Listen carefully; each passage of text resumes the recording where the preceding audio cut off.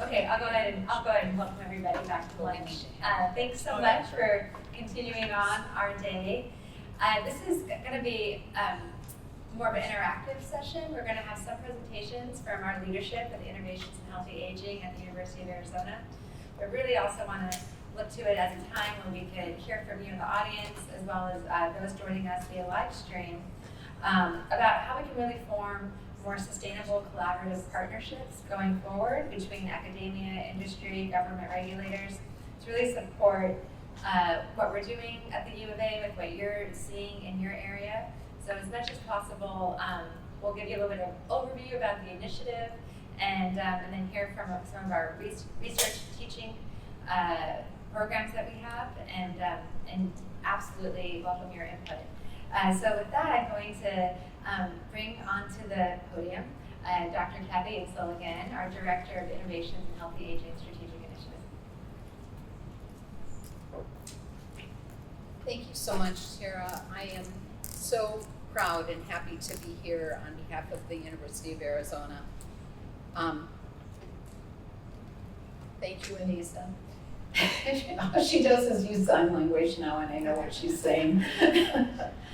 So I am happy to be here. I want to give you a little bit of background on the University of Arizona initiative and how it originated, evolved, and is being implemented.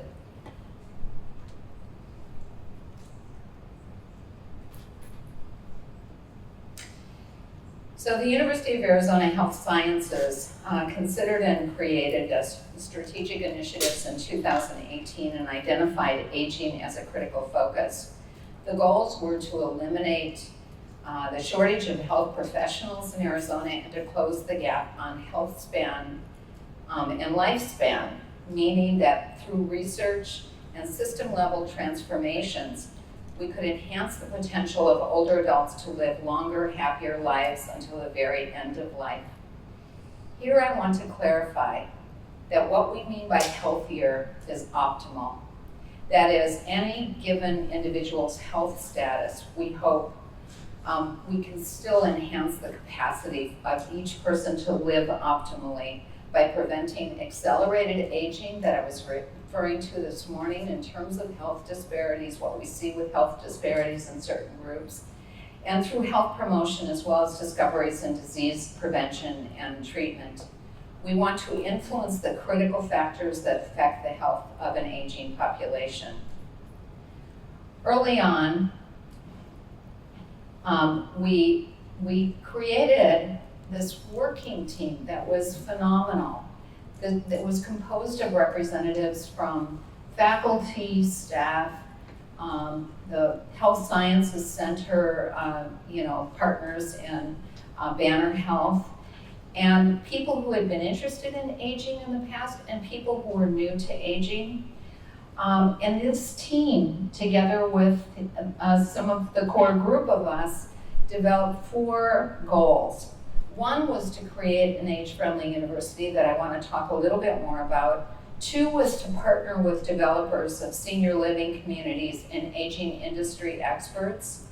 3 was to expand our capacity in research and discovery that is focused on aging, including identifying and testing interventions for smart and adaptive living environments that consider both environmental factors that promote health and make the management of health and illness easier and more automatic. Finally, but not of lesser importance, is to increase the workforce to meet the opportunities and challenges of our aging population.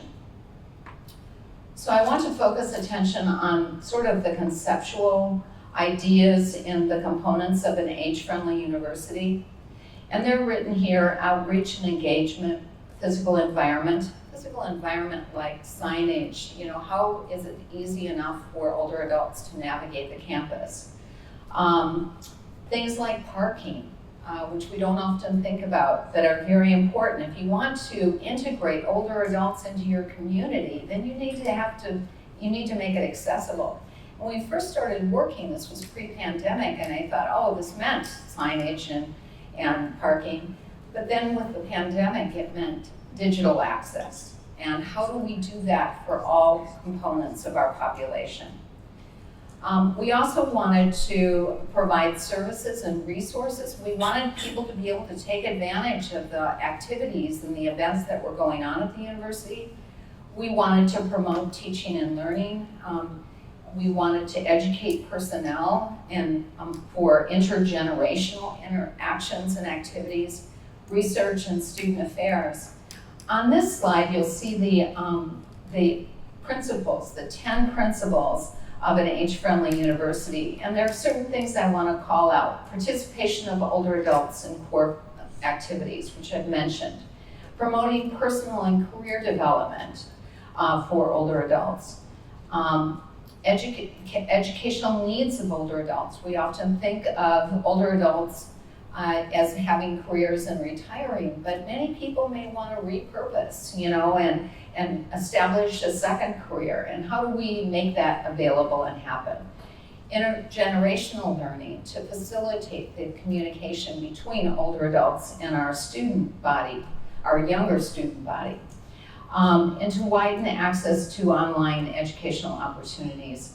One of my colleagues said, there are people in other colleges who might be interested in aging courses, or not aging courses, but courses on aging, but they don't know what they are if they're not in their college. So one of the things that we set out to do, we developed a website, and part of that website is dedicated to courses that are available so that students can access and take a look at those. And those, I can't begin to tell you how important this is. We wanted if there's a membrane around a university, for it to be permeable, for it to allow free exchange. We were also working with developers of senior living communities. We felt early on that academia and industry partnerships would facilitate both for the benefit of older adults. So we created this schematic with the help of our biocommunications group, who were amazing in our collaborations. And Mindy, you were so important in this effort. And found that, like on the right side there, and I'm going to let Dr. Sternberg talk about the other side of it, but if you're looking at the cartoon, on the right side, the interactions between social and cultural and cognitive, emotional, and physical and spiritual, and how we could leverage technology for the benefit of older adults. And I'll leave the left side to you, Dr. Sternberg. We also, with the leadership team, and the very important help of Dr. Michael Dake, who will be talking with you, giving the closing remarks, who's the Senior Vice President of the Health Science Center, and the support of the University Office of Strategic Initiatives. Thank you, Brian Cunningham, for being a representative here for us. We were able to really focus attention on this initiative. We launched pilot studies, funding for pilot studies. As I'm leaning in to talk to the microphone, I realize it's on my jacket and I don't have to do that, so forgive me. We want to provide seed funding, especially for early career investigators, but also for those who are re-careering or repurposing some of their work into work that's relevant to aging.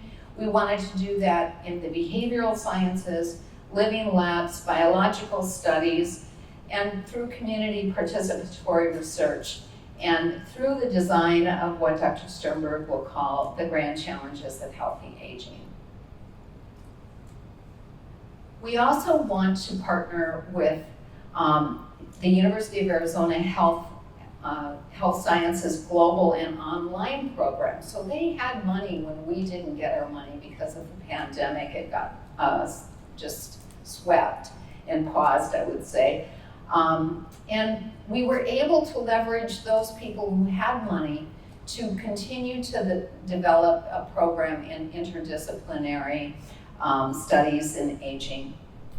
So we successfully launched those things in aging. We're going on to work on different offshoots of the master's program. I kind of thought of that as the coronavirus. We're all very familiar with that particular cartoon. It's been available on the media. And what that means is that we were designing core courses that everyone who is interested in aging, getting a master's, would be taking. And then offshoots. We have a business college, we have engineering, offshoots in different specialties that would inform them.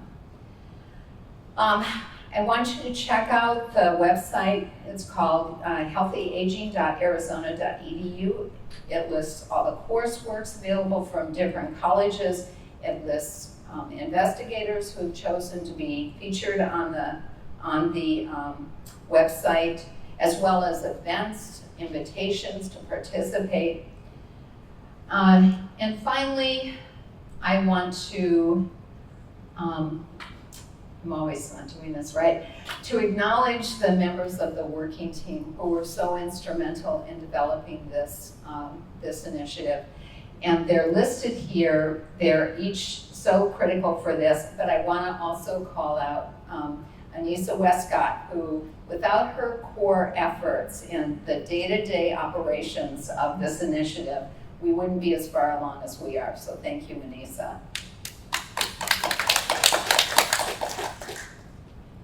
Oh,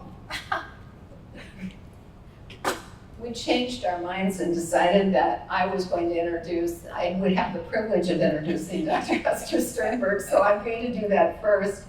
Dr. Esther Sternberg is sitting here. She's the Associate Director for Biomedical and Environmental Research, and she's the Associate Director for Innovations in Healthy Aging. She's the Research Director for the Andrew Weil Center for Integrative Medicine. She's the Founding Director for the University of Arizona Institute on Place, Wellbeing, and Performance. She's the inaugural Andrew Weil Chair for the Research in Integrative Medicine, a Professor of Medicine and Psychology, Professor of Architecture. She has a joint appointment with our wonderful architectural college, CAPLA, College of Architecture, Planning and Landscape Architecture. And she is going to be talking about innovations in healthy aging in our research program. Thank you, Kathy, for that great introduction and for the overview of this very exciting program. As you can see, we're doing a lot to bring in a lot of different aspects of healthy aging, and my focus is on the research piece. So you saw this cartoon before that Kathy showed you. What it really talks about is the many different disciplines that are required to understand and make actionable decisions for healthy aging. So Kathy mentioned the right side, the cognitive, emotional, social, spiritual, and physical aspects of aging.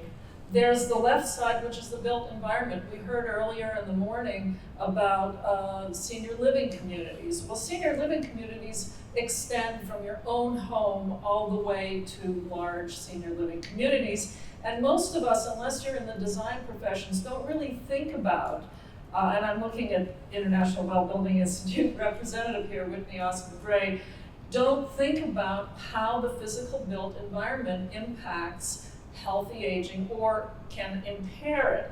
So without going into details, that was one focus of one of our research calls. The other part you heard about in the telemedicine panel this morning on monitoring for health changes, and certainly with COVID, as you heard this morning, it all shifted to really a big focus on telemedicine and remote health. So all of these things require interdisciplinary, multi-college, multi-institution collaborations. And that was really our goal with the research program. How do you take people who are in different silos and bring them together to all work on this huge issue that we are all facing, as you heard on the very first talk from Kathy Insel, of this increasing population of aging and older adults. So we decided that we're going to do several things. We were going to have workshops to encourage multidisciplinary, multi-college collaborations. You can bring people together 1,000 times. People get very excited. They want to work with people, other people in other disciplines, but if you don't give them the funding, they're not going to do it. And that's just the bottom line. That's how the system works. So part of the initiative on healthy aging is to provide seed funding for pilot projects to bring these multidisciplinary collaborators together. Once you bring people together, then you have to help them to mentor them to get funding from outside organizations, like we heard this morning from Picori. Thank you very much for the great funding that you're doing in this area. But others, NIH, NSF, and so on, and bringing people from other disciplines that are not used to submitting NIH grants or NSF grants, from the humanities, from the arts, they need mentoring on how to do that. So that's part of our research program. We want to support students and trainees in research. So when you get a humanities professor to work together with an engineering professor, they're not going to learn each other's disciplines, but you get a student to be the bridge in between, and then that collaboration works. And then Kathy mentioned the community-based participatory research projects, which is another piece of this. So we held a workshop in February where we offered $100,000 of seed funds. You can imagine when you offer $100,000 of seed funds, a lot of people apply and a lot of people make the time to spend the whole day in the workshop. And so this was very exciting, and we wanted this to be an investigator up from the bottom up ideas. We didn't want to tell them what they should be thinking about, but what they were interested in terms of healthy aging grant challenges.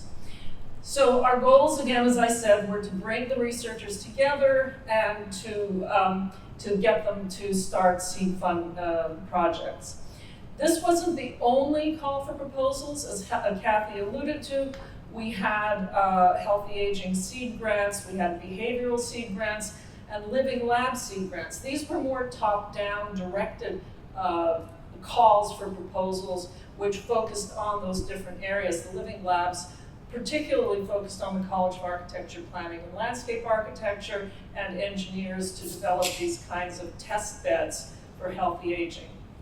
We had 30 applications, which included many different researchers across the university. We peer-reviewed them.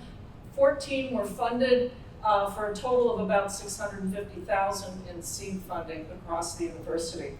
I'm not going to list all of these, but you see the small print. Really what this tells you is that the grants that were funded spanned everything from molecules to behavior to physiology to the built environment. These are going to be running on a continuous loop in one of the rooms, and you can check out on our website the different grants that were funded, but it's really very exciting because it also brought in the arts and the humanities to work together across disciplines. And this is an easier way to look at the multidisciplinary college collaborations that were established through these seed fund opportunities. And you can see that it really spans pretty much every college at the university with many collaborators involved. So we're very excited about that. This is another way to look at visually the depth and expertise at the University of Arizona on healthy aging. And there's a lot of research going on that's not part of the seed funding initiatives that I just talked about. The Precision Aging Network is one. It's a multi-center across the United States, multi-college across the University of Arizona, $60 million NIH U19 that includes also the University of Miami and Johns Hopkins University, Baylor, and others, as well as industry at TGen. Another example of one of these multi-million-dollar grants that's not directly affiliated with the Innovations in Healthy Aging, but is part of the rich network of research going on at the University of Arizona, is C2SHIP, which specifically targets what you heard about earlier this morning on developing telemedicine acute care, chronic care at home, using technologies that are currently being developed. And this is with the University of Missouri, with USC, and Baylor, and University of Arizona is leading it. The Center for Innovation in Brain Science, led by Dr. Roberta Brinton, focuses on Alzheimer's, Parkinson's, multiple sclerosis, and ALS, and also has over $100 million in federal funding.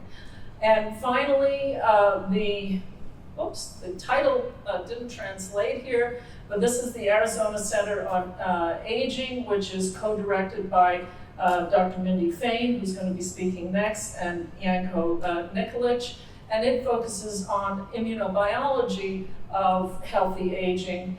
And also, there is a T32 grant which will encourage students, postdocs to work in this area.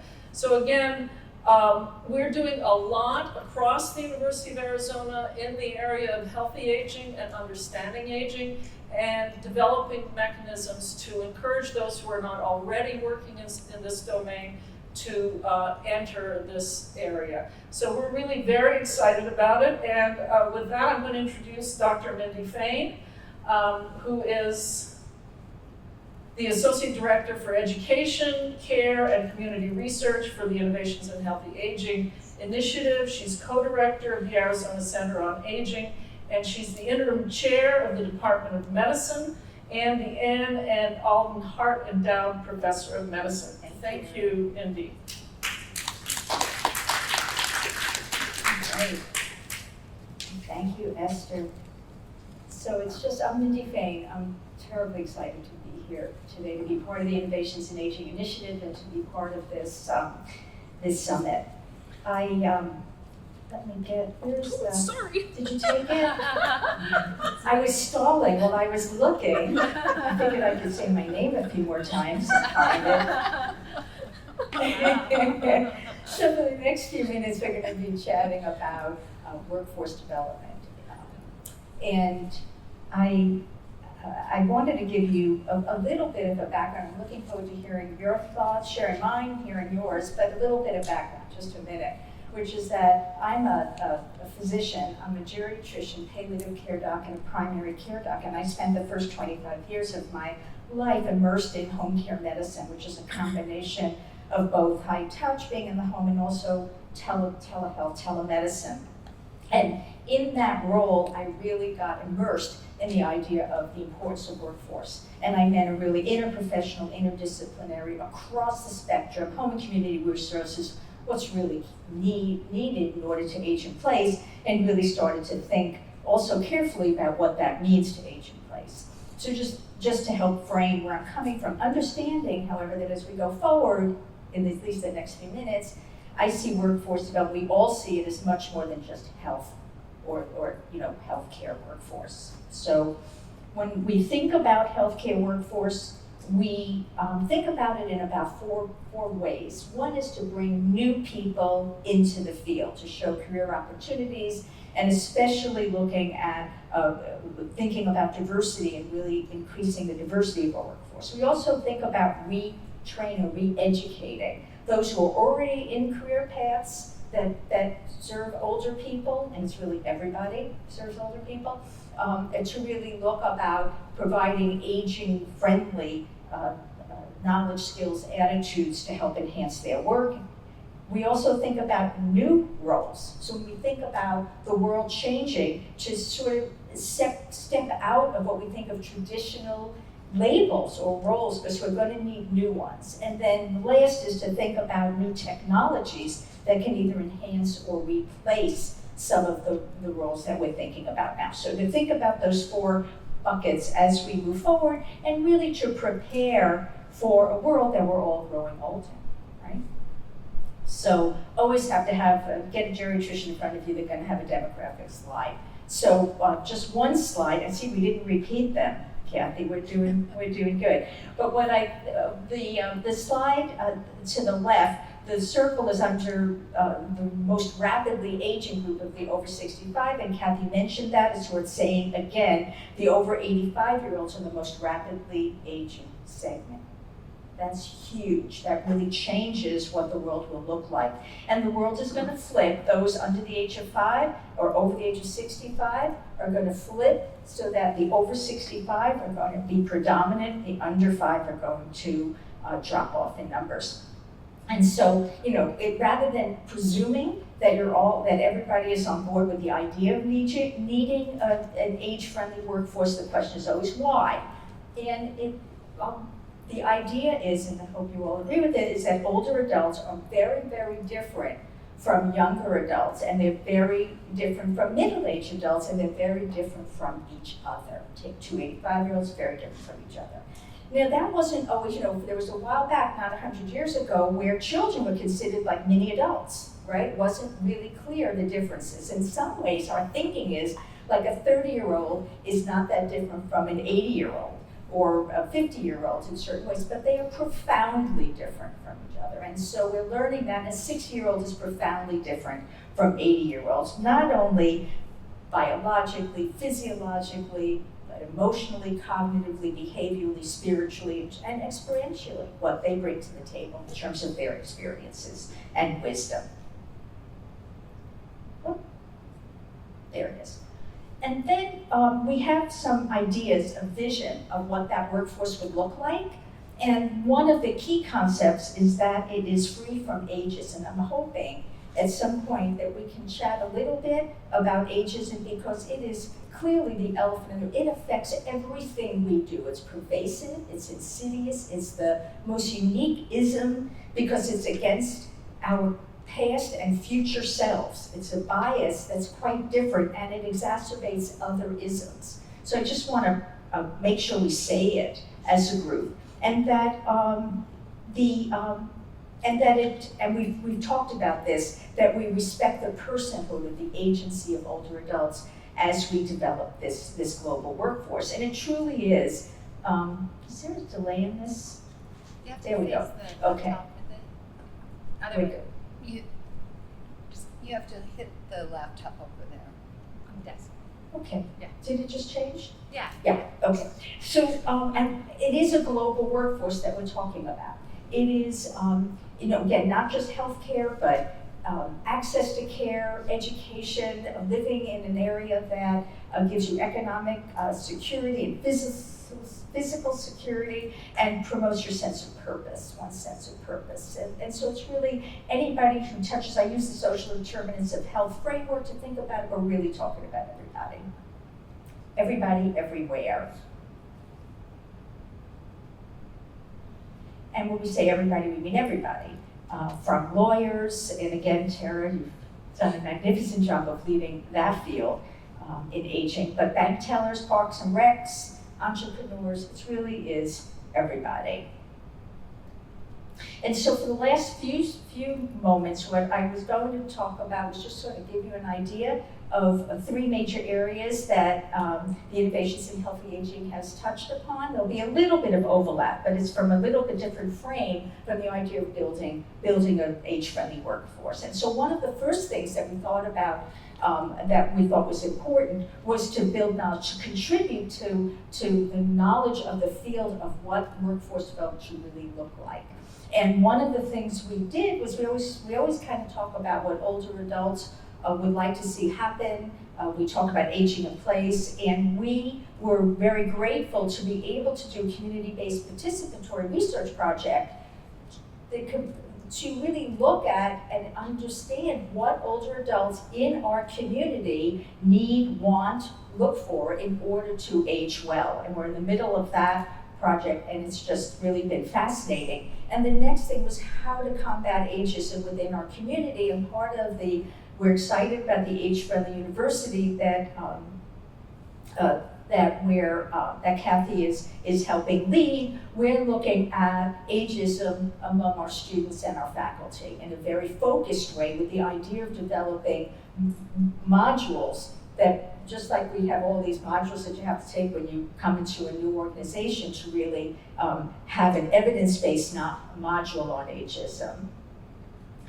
You've had the awesome experience of seeing some of the awe of and again, Jana Batalova, I'm going to mess up her name, I'm sorry, but the project there. And again, we promote the idea of all walks as a way to expand the idea of where workforce might be needed. Healthcare system transformation is huge, and then the age-friendly universities all contribute to where we would need a workforce. And again, the last area, we wanted to highlight specific education and training that we're delivering in terms of bringing age-friendly attitude, knowledge, and skills to the workforce. One of the areas on the left is a geriatric education project that would be statewide to enhance the geriatric knowledge and skills of CNAs, EMTs, and PT assistants. And again, we're excited about that project. It's an Arizona project. The second that Kathy, I think, mentioned was the online aging education in collaboration with the Global Aging Center, and we're excited about those career paths. And then this group is just going to embark on an NIA R25 MSTEM, or to bring students from underrepresented areas from undergraduate right through to PhDs, research in aging-related fields. So we're excited about that. One of the ways in which we think about that is the last line, which is not only improving health and wellness, but brings economic benefits to our community. We are of the belief that the world, the United States, but certainly Arizona, should be a great place to grow up in, to raise a family in, and a great place to grow old in. And that only enhances the economics of the community. The risks of not doing it are huge. We're living it now because we are now trying to do it in a world that does not have a full geriatric workforce. The benefits are really clear, and we're excited. We recognize the importance of these partnerships between academic, community, and industry, and we're excited to be chatting with you. So thank you.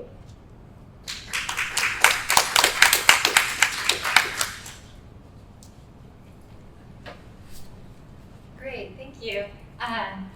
So we're going to make this a little more interactive now. I just, as we segue into that, we are very much hoping this is not a one-off summit. We want to have this as an annual summit, plus workshops and roundtables going forward. And part of that is the formation of an advisory council that will be with folks entirely external to our university. And that kind of gets me to this next point of, you've heard a lot about what we've done so far at the U of A, and for those that have ever been involved in academia, it really is no minor achievement to go outside your college. It takes a lot of incentives and capacity building to accomplish what Dr. Sternberg mentioned with the research, and both Dr. Insel and Dr. Fain with working across campuses to create these collaborations.